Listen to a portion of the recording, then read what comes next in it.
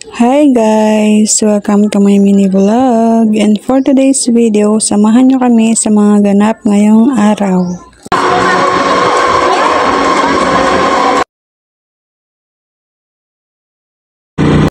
So ayan nga guys, ngayong araw nga ay moving up ni Kuya. Tara at samahan nyo kami pumunta sa venue kung saan gaganapin ang moving up ceremony. Buti na nga lang ay maganda-ganda yung panahon ngayon, hindi siya gaano mainit at hindi rin siya maulan.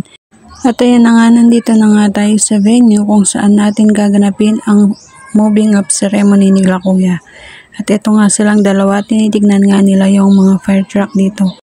Maaga-aga pa nga ng mga oras na yan, kaya naman tamang antay nga lang kami dito.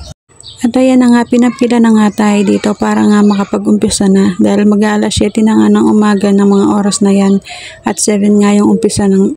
Kasama ko nga rin si Kulit dito dahil nga wala nga siyang makakasama sa labas. Kung iiwanan ko sobrang init naman sa labas. Kaya sinama ko na nga rin siya sa loob.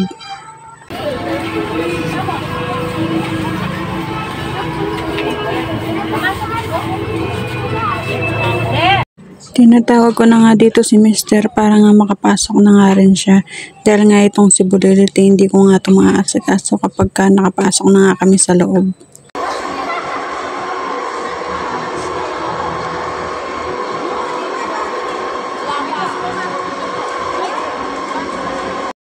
At ito nga, inayos nga muna sila Kuya dito dahil nga magpapa-class picture muna sila bago nila umpisaan yung moving up ceremony.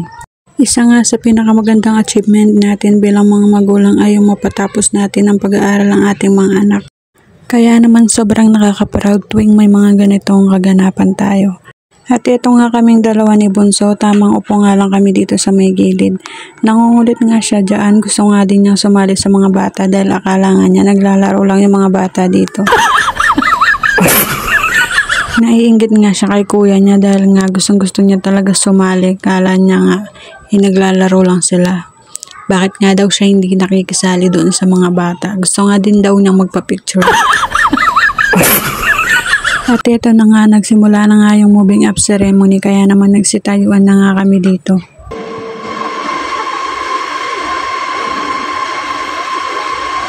At fast forward na nga, ayan, nagbibigay na nga sila ng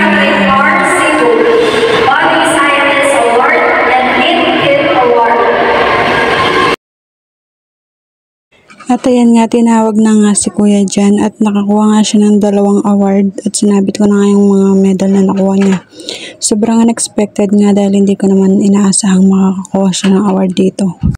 Dahil para sa amin nga, kahit nga walang award, basta nga makatapos sila ng pag-aaral ay sobrang okay na yun. At bonus na nga lang talaga pag may mga ganitong award.